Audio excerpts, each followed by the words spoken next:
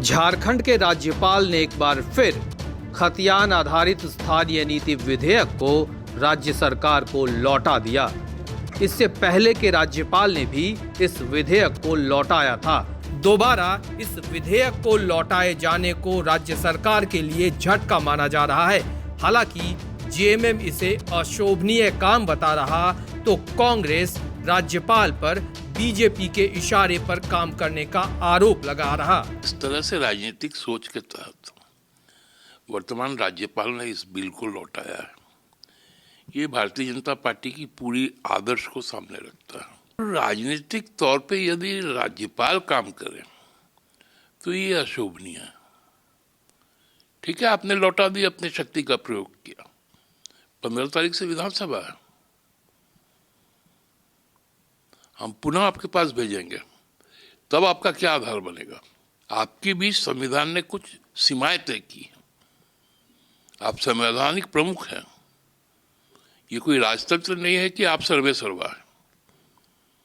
जो आपकी सीमाएं हैं, उन सीमाओं तक यदि आप रहेंगे तो भवन पूरी तरह भारतीय जनता पार्टी के गाइडलाइन पे काम कर रही है इस राज्य में। और यही कारण है कि हर विधेयक, जो विधेयक इस राज्य की जनता के लिए होता है, वो विधेयक को भारतीय जनता पार्टी के कहने पर राजभवन सरकार को वापस कर दे रही है। अगर वापस कर रही है तो उसमें क्या त्रुटि है, ये राजभवन आज तक बताने का काम भी नहीं किया है।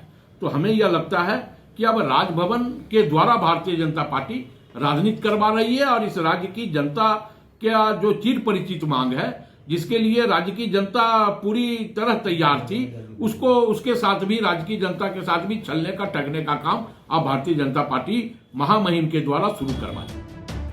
वहीं बीजेपी इस विधेयक को चुनावी स्टंट बताते हुए राज्य सरकार के नियत में खोट बता रही है।